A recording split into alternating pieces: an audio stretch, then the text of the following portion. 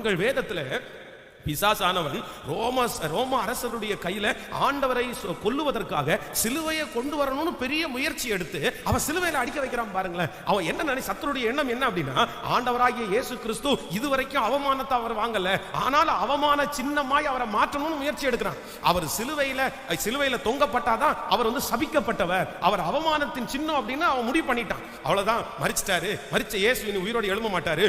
நான் நம்புறேன் அன்றைக்கு சிலுவையில அறைந்து ஏலி ஏலி லாமா சபக்தானி, என் தேவனே ஏன் என்னை கைவிட்டீர் என்று கர்த்தர் ஆவியை ஒப்பு கொடுக்கும் போது யாருக்கு சந்தோஷம் இருந்தோ இல்லையோ, பிசாசுக்கு என்னவா இருந்திருக்கும் அப்படின்னா பெரிய மகிழ்ச்சி. அவ்வளவுதான், இயேசு போயிட்டாரு, முடிஞ்சிருச்சு, இனி என்ன இருக்கு அப்படின்னு.